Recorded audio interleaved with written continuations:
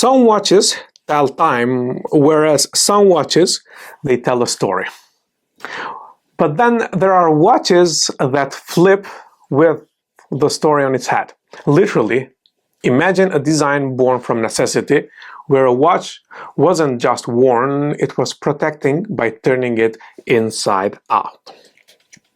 That's the Reverso, a rectangular watch in a world of circles. A quiet icon in a culture obsessed with loud gestures. Today, we're exploring the Reverso, the beautiful printed, richly illustrated Azoline book telling the story of one of the most important watches designs in human horology history. It is written by historian and journalist and one of my favorite authors, Nicholas Foulkes. Nicholas Foulkes is part of the rare breed of watch writers who isn't simply chasing specs or brand myth-making. He is a historian, a cultural critic, and stylistic storyteller whose work spans high society, Patek Philippe, the authorized biography, and the impossible collection of watches.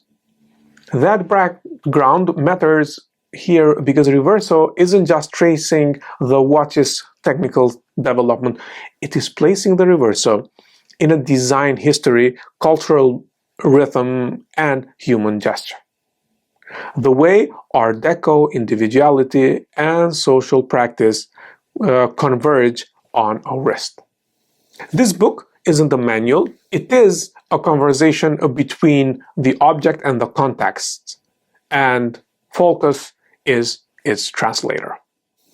The Reverso didn't begin as a fashion statement, it began as a problem. In 1931, polo players needed a watch that wouldn't shatter under the brutal jolts of the sport.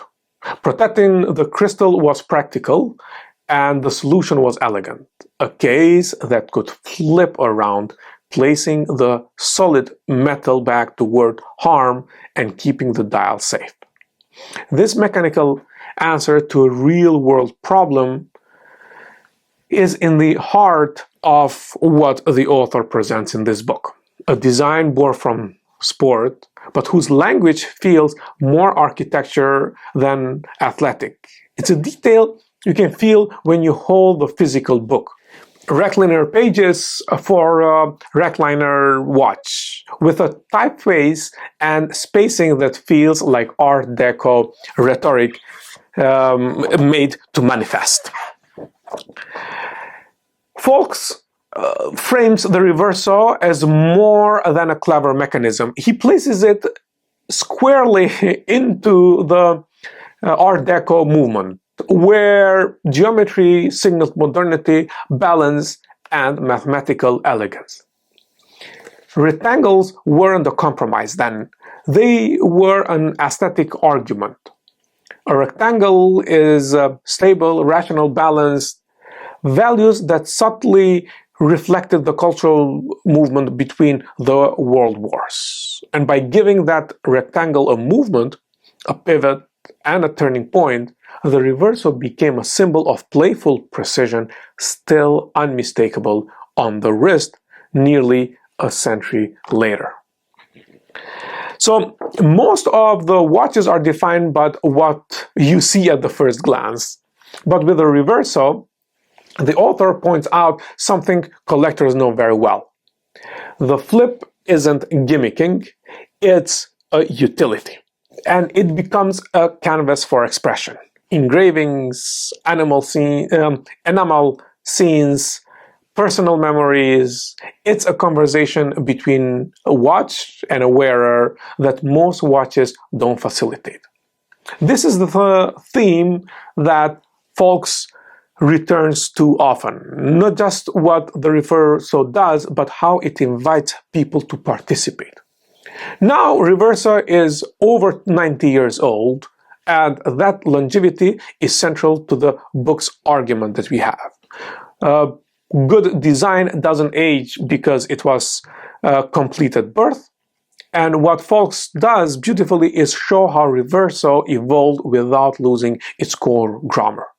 Then we have dual faces, complications, artistic interpretations, yet it's always that flip, the pivot that marks both time and identity.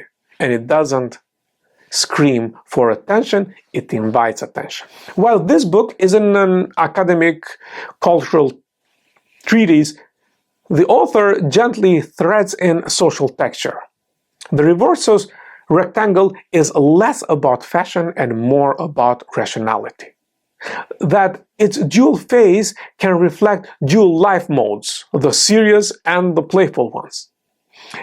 He argues that wearing a Reverso signals a different taste language, one that values depth over spectacle. It may not be explicitly political, but one's states becomes political, one's visible preferences maps onto social position. The Reverso identity speaks volumes about who wears it and why.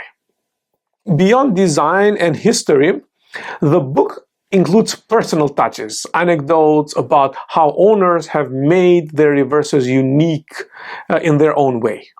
From engraved initials to miniature scenes, these stories show watches not as product but as personal artifacts. This is a strategy that Foulkes uses masterfully. He embeds human moments inside the broader narrative of design evolution. Stories become portals, and people, not brands, become the real protagonist following in this book. Why does something originally made for a polo match matter today?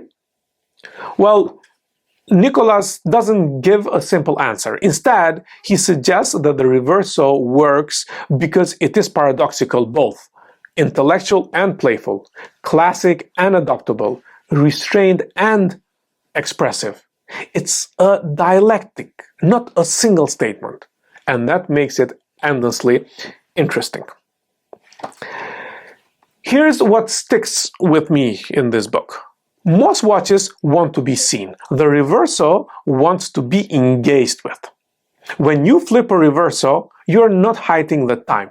You are interacting with your own watch in real time. That physical motion creates a tiny ritual. It's private and it's personal and it's unmistakable tactile. And that, more than any complication, is what this book celebrates. A watch that remains modern, not because it was reinvented, but because it never had to apologize for what it is. So what is Reverso by Nicholas Foulkes really? It's part history, part design essay, part social artifact. It is a chronicle of a watch whose shape became an idea. Now, I want to hear from you. Did the Reverso ever click for you the first time you saw one? Have you felt that flip, literally or metaphorically? Well, I want to hear from you, so drop me a comment, send me a message, and tell me which watch book you want next, because this new series is about building a library together. Because at the end of the day, watches aren't just timepieces. They are arguments, they're identities, they're objects that make us ask, who are we when we strap them on? This is Watches and Politics. If you want more deep dive book episodes like these, well, hit subscribe, share with the collector who always flips their Reversos in conversation, because that's what Reverso collectors or lovers do. And I'll see you in the next chapter.